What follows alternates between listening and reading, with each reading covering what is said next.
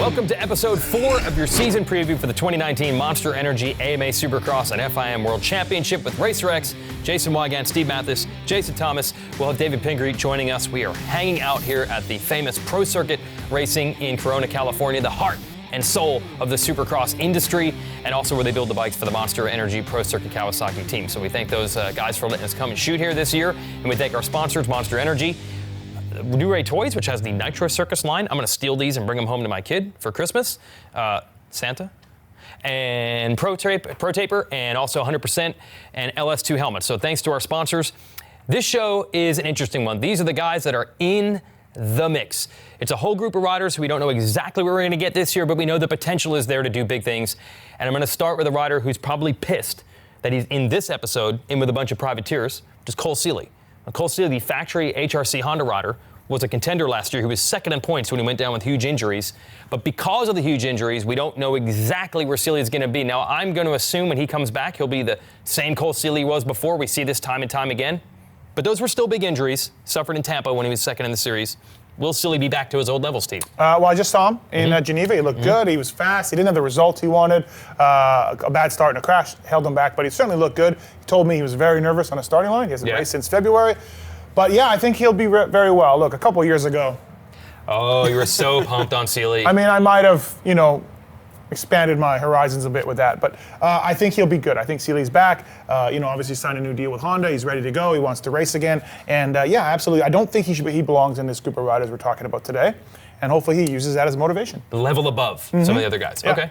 JT, are you worried about the injuries? I think a lot of it is overblown because Seeley said, oh man, I don't even know if I want to come back to racing when he was first hurt. But you've been through some injuries as a racer. Sure. Is that always the mindset? Does that really mean anything when a rider early in an injury recovery says that? Well, I think he's going to deal with some nervousness. If he was nervous in Geneva, he's certainly going to be nervous in Anaheim 1. Yeah. Right? That's a given. So when it's time for the gate to drop, does he go all in and commit to the start? That will be the question, because it's a whole different deal in Southern California under the brightest lights of whether he's willing to put it on the line again. Yes, I think he will do well. Yes, I think it will get easier. But I think that's going to linger on a bit. Just like you said, he didn't get the results he wanted. I think he'll be able to ride well. But for him to fully get back to the form he was in, it might take a little bit of time. The Triple Crown format, the races, we're going to have 3 of them again. Great idea by the folks at Feld. I'm glad they're going to be back. Yeah, we love those things. We did. Yeah. They're good for Seeley, I think. If he can stay healthy the whole year, I think you'll see him do well at all 3 of those. Well, he almost won Anaheim too, right? It woulda, coulda, shoulda. I think he was the best guy that night. Obviously had some issues in the final main event that night, but I'm hoping that he can get back to that level. I hate to see guys go down to injury and never refine that form, because I think if he can raise that level with the rookies coming in that we've discussed, it's just another guy that can raise the level of excitement each and every week. That's what leads to deep, stacked fields that everybody likes. We're going to go upstairs. David Pingree is in the attic here at Pro Circuit Racing with an old school Honda to talk about Cole Seeley, who no one, as pumped as you were on Seeley a few years ago, is ever as pumped on Cole Seeley as David Pingree. Ping, let's talk Cole. Hey guys, yeah, it's tough to come back from a big injury like Seeley had. This is one that I spoke to him not too long after the accident, and he was definitely considering just retiring. He had never had a big injury like this. He'd had some bumps and bruises, but nothing major. And I'll tell you, when you get pummeled and you can't walk and you're in a lot of pain, that sticks in your head. That's tough to shake. And I think more so than the physical part of coming back, that getting that mental side back and not letting that play into your thought process when you're riding. You enter a rhythm section similar to like what you got hurt on, and you think in your head, oh man, don't do that again. The minute those things start playing through your head, you start to hesitate. That causes more mistakes and more injuries. So we'll see if he can shake that off and just get focused again and get back to doing what he does best. I love that he's overseas doing some races over in Geneva and some different places like that. Get some gate drops in, get some races under your belt, and kind of get back into the flow of things so that it's not a complete shock when he hits A1. Seeley's a talented kid. He's a good kid. I'm stoked that he's back, still going to swing for the fences. We'll see how he does. He's definitely got the speed. Like I said, he looked good in those off-season rounds.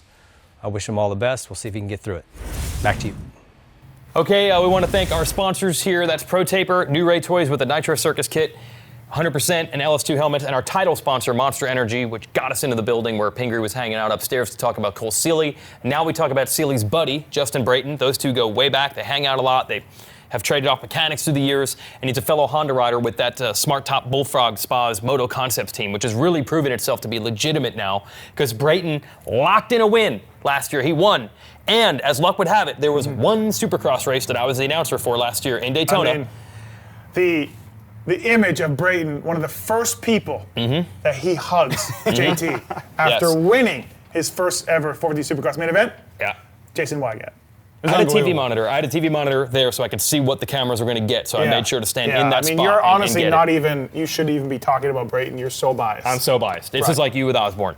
Yes, so that's just calling it like it is. Oh, that's not biased. Yeah, that's just legit. That's real. That's just facts. Right. That's just facts. Brayton was amazing and incredible in his entire life.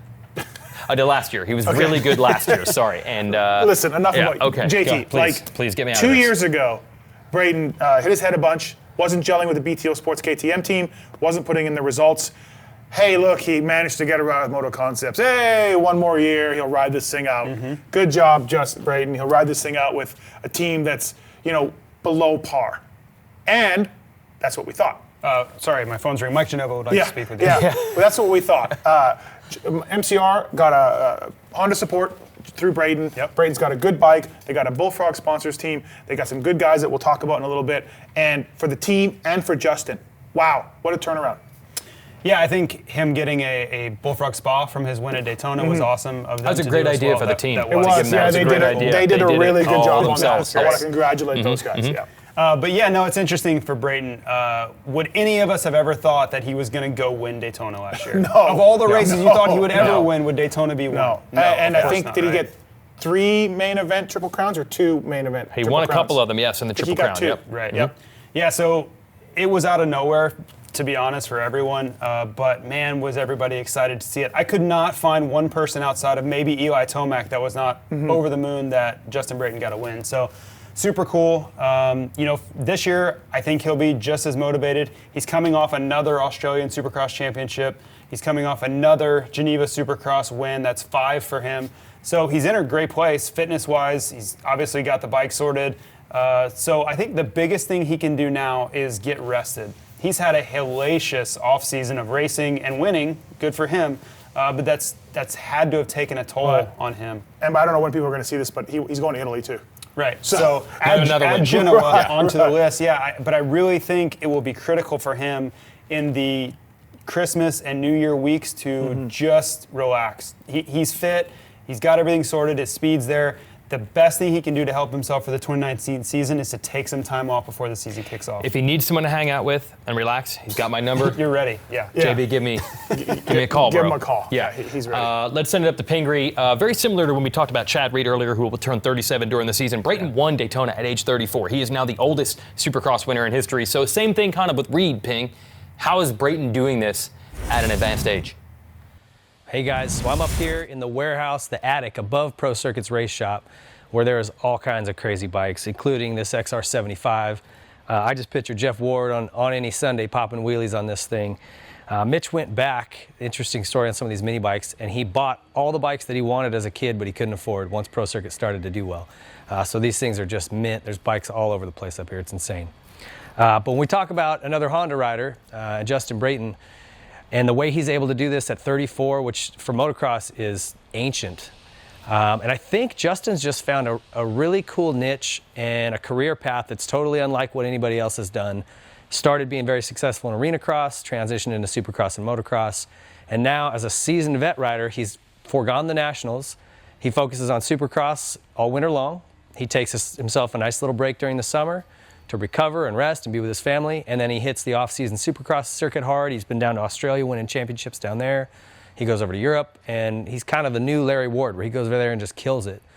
But it's allowed him to shorten up his season, not go through the grueling travel of all the summer nationals, and it's allowed him to extend his career. And so even though he's 34, a lot like Chad Reed, he's managed to avoid injuries, big injuries, and he's doing something that he loves to do. He gives himself a nice break during the summer to kind of recharge his batteries.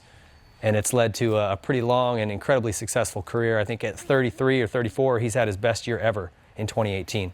So I'm looking for more of that out of Justin Brayton in 2019. And I don't think he's going to disappoint. Back to you guys. All right, we're back. Want to thank our sponsors, Monster Energy, who helped us get here with the Monster Energy Pro Circuit Kawasaki team. Of course, their title sponsor for Monster Energy Supercross. The Nitro Circus toys, courtesy of the folks at New Ray Toys, Pro Taper, 100%, and LS2 helmets also helping with our shows this year.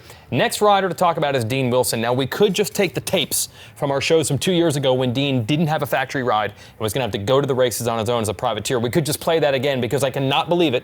We are back again, and just to prove even further what an instant replay it was injuries that prevented Dean from delivering when he had the factory ride with Rockstar Husqvarna. He tore his ACL before the motocross season last year. Couldn't get a ride. So I guess Dean's going to have to build up his own thing again. We haven't quite heard the details this time, like he was on a Yamaha a few years ago. I don't know exactly what's going to happen now. Yeah, as of taping, I don't think we know, but I would bet it's a Honda or a Yamaha that Dean will be on come Really? Anaheim 1. Okay. Absolutely. And, he's trying to build his own program again, JT. I think, without a doubt, if he stays healthy, he will get another fill-in ride. Him or Tyler Bowers might be the number 1A and 1B as to guys who are ready to jump in and fill in for any factory spots that get open. But the trick is for that, JT, is they both got to stay healthy. Yeah, I think it's a very easy recipe for Dean. Get ready, prepare yourself, stay healthy. Good things are going to happen. It's a sport of attrition. We know that. Injuries are coming. There's no way to avoid it. You might as well prepare for it. So I would assume that every factory team has a list of, hey, if one of our guys go down, who are we calling? And just as you said, Dean Wilson's probably at the top of that list. By the time we get to Anaheim, who knows? He could be on a team. But if he's not, I think the key is how competitive can he be as a privateer. And this building right here is a big part of that. They've kind of proven you can get awfully close these days to a factory bike with the stuff that's available when you have good connections. So we're sent to Pingree upstairs and talk about the interplay. Pro Circuit has worked with a lot of these factory teams. So can they get Dean a bike that's close enough to be competitive on? Ping, what do you think? Yeah, guys, there's a good chance that Dean does end up on a privateer bike. Although the rate that guys get hurt in this sport, there's also a good chance that he could pop into a fill-in ride last minute. But if he needs to build something on his own, he's got a good resource here at Pro Circuit. He's ridden for this team. He's done well for these guys before, won them a championship. And Mitch definitely likes to repay that kind of stuff. This bike here is Greg Albertine's old race bike when he was at Suzuki, and this bike needed a lot of help. And Mitch was integral in this development of this bike with Roger DeCoster. Everything from suspension, trying to get this fork to not flex as much, getting this motor to run to be anywhere even close to the other manufacturers. So Mitch gets very involved anytime somebody that he is friends with needs help. And I think if Dean had to lean on Mitch for engine stuff, I think especially on these 450s, it's not a problem to get as much horsepower as you need, move it around with mapping to make it the way you want it. I think the biggest thing that is tough to get is cutting the weight off the bikes if you need to and getting the suspension to work right. And Pro Circuit's got the suspension department here. You put A-kit stuff on it, spend some days out at the test track with them, and that's where the fine-tuning happens, is going out with these guys and getting it set up for you. You could have work suspension, and if it's not set up for you, you're going to hate it. So it's really all about the setup. It's about the guys that go out and make it work for you. And Dean, as I mentioned, has got great relationships here. He's done a good job of maintaining relationships kind of all over the sport. So if he needs help and he needs the people to pull together and help him out, it's not going to be a problem. He'll be on competitive equipment, and he'll have no excuses come A1 to go out and do well. Back to you guys. All right, that's Pingree with that sweet Greg Albertine with the fork brace, right side up fork Suzuki that's upstairs here at Pro Circuit. This is a guy who I think people forget. Our next rider we're going to talk about didn't even have a ride to the point where he didn't race Anaheim 1. He's never raced Anaheim 1 on 450. Malcolm Stewart, who won the 250 East Supercross Championship in 2016, didn't get a 450 ride in 2017, didn't get a 450 ride in 2018, had to pick up an injury replacement ride with JGR as the season went on. Now he finally has it, and we have to thank that Moto Concepts Honda team, Bullfrog Spas, Smart Top, their sponsors. Yes, we've had a lot of jokes at the expense of Mike Genova and Tony Alessi, but they're doing a great thing for the sport. They've gotten guys like Brayton, Jake Weimer last year, Malcolm Stewart this year, Vince Friese. They're giving riders employment and an opportunity to prove themselves. We need these teams. Yeah, absolutely. We don't have very many privately funded 450 teams right now. We got JGR, and we got Moto Concepts, and probably maybe a couple more that's escaping me. But absolutely, Mike Genova is spending a lot of money to put some good name riders on the track. And the way they structure the contracts over there, very incentive-based, very interesting way they pay their riders, and I think it'll work. But as far as Mookie goes, I just saw him in Geneva again. Didn't have a great weekend, had a lot of bike issues, but there were glimpses of Heat Race Mookie. Yeah. He's skinnier. He's finally on a program with Garrett Swanepoel. He's got a bike and a team that he knows is going to be there. He's been testing. Apparently at the Honda track a few weeks ago, he caught and passed a high-name Honda rider. Interesting. Within a few laps. So, yeah, Mookie's going to be very good, I think. He realizes, he was kind of telling me, like, there's no excuses anymore. I always had an excuse of not being prepared, not being comfortable with the bike, not knowing what I was going to do. He said there's no excuses on there. He doesn't like living in California, but he's there because that's where the trainer is and that's where the test tracks are. So Mookie for 2019 is all in. He is going all in, and I think he, with his talent and now this program around him and the team and everything, we saw what it did for Brayton. I'm in. I want to go to the Monster parties again. And Mookie Stewart is my monster for 2019. All right, your monster prediction, big. Thoughts for Malcolm? I'm all in. Do you have Mookie fever? I think Mookie will be good. I think the fitness Waffle a little bit. It's okay. It's all right. Yeah, do you have Mookie fever? I think Mookie will be good. Well, I'm not as off the charts crazy. Do you have the fever or not? He's not crushing monster cans over this. I think Mookie will be better in the main events than he's ever been. I don't know if that I'll go by qualifies that. as having the fever. The difference for Mookie will be, is he fit or is he not? That's been the He's problem. fit. That's why we don't know that yet. No. He looks fit to me. I haven't seen good results yet. Okay. I haven't seen him winning races overseas yet. I think Mookie has some of the greatest talent in the class, right? He can go faster, his whoop speed, he does things on a motorcycle most guys can't do. But can he do it for 20 minutes? That's been the question he hasn't been able to say yes to since he's got on a big bike. I think from what I've seen, just from the weight he's lost, that's from putting in work. I'm rooting for him because I think he has the potential to add more excitement than maybe anybody else. When Mookie is at the front making things happen, people get out of their seats, people start yelling because he has that effect on the fans, on the sport in general. So from that perspective, I'm rooting for him. I'm excited because I know what he can do for the sport. Are you going to get too excited here? Are you going to crush another can of Monster when I say Stu is ripped? Malcolm Stu. He is ripped. Malcolm looks good. He is not Stu ripped level. Okay. Yes. He's not James Right, he's level. not James with the heart rate monitor, no shirt, on the test track. Do you have that hanging in your bedroom? I may or may not. I may or may not. Okay.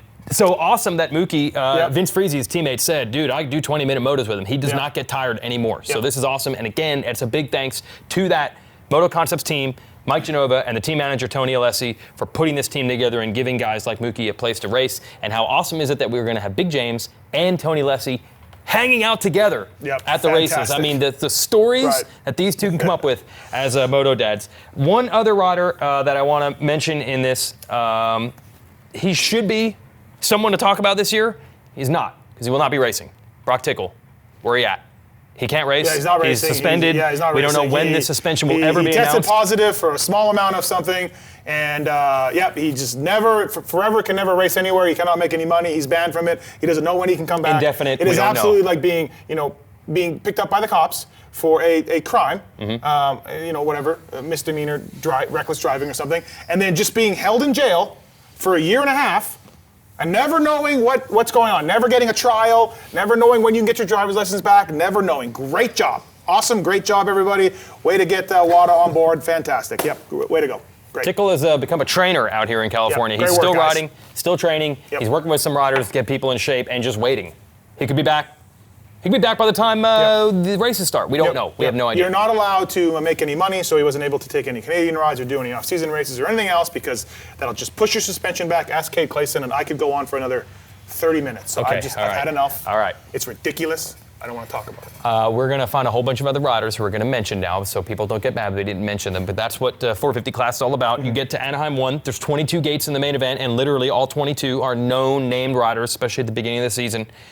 Who knows, man? Friese, we mentioned a little bit here because of his teammates Brayton and Malcolm Stewart. He gets Friese a little was better. Very good last year. Yeah, he's getting better and better. Yep. Yeah, I think, Steve knows better than anybody. He's been in Europe watching him, and I think it's safe to say he's stepping up.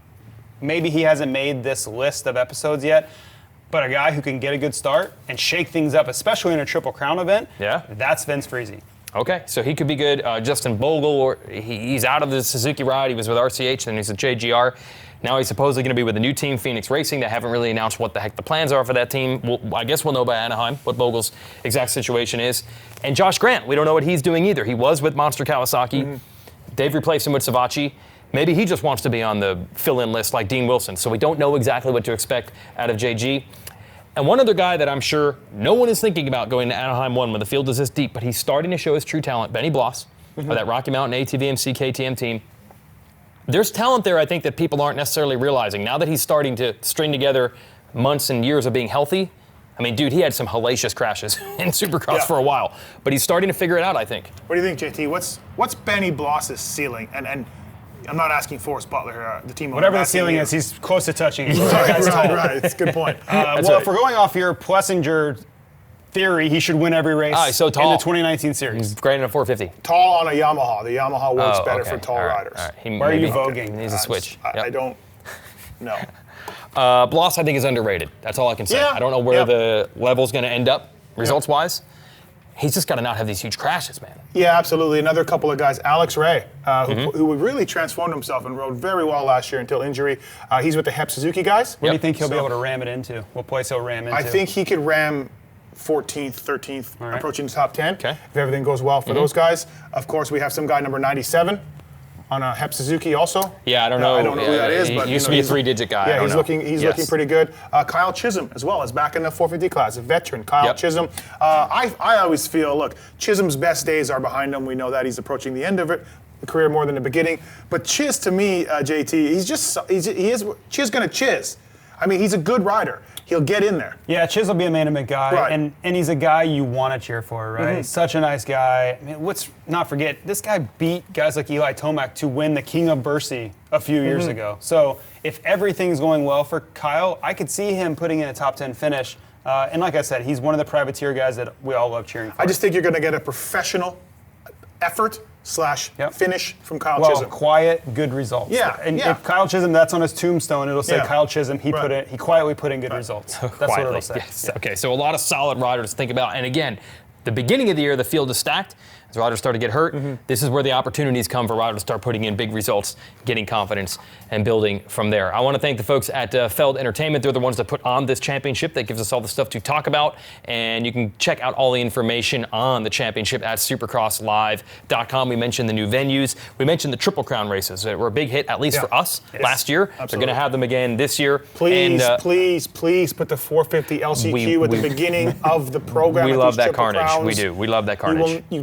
They sell themselves. Yes. People are just selling into their seats with popcorn and hot dog, and then these animals are let loose. These are mostly watched by the spectators, so I don't think they're going to be able to put the 450 LCQs first. But Sean Brennan, whoever at Feld, please do it. I don't know whose call that is. We love those LCQs. They're some of the most fun times of the races. And also, PumbleMXFantasy.com, don't forget to play that. It's free to play if you want. It's a handicap league, or you can pay to play each. Dude, I would not ever do that. I would not ever pay to play anything. Right. There's no pay to play fantasy or not. Right. How the heck do you handicap these dudes? Well, that's just it, right, JT? This group of riders right here, and again, these are going to be the double point riders here. You're looking to get double points if they get into their handicap space. Yeah, these are where the high handicaps that if they qualify, they really pay off. The guys like Adam Enticknap, the guys like Alex Ray. These are the ones where you're on the 4 on the LCQ with both fingers crossed, just praying that they can find a way to get in the top 4, because if they get in, big points. You just had a successful night if you gambled and you won.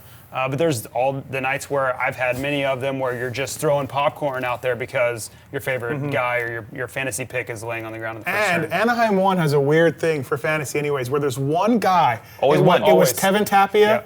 It was Yeah. Vince Friese. It was A-Ray, I think. Nick Schmidt. Yeah. One guy that gets into the main while some big names are watching at A1. And that guy, whoever he is fantasy points galore. So. Hey, remember that super hyped up Anaheim one year where Tim Ferry didn't make the main on a factory Yamaha? Remember that?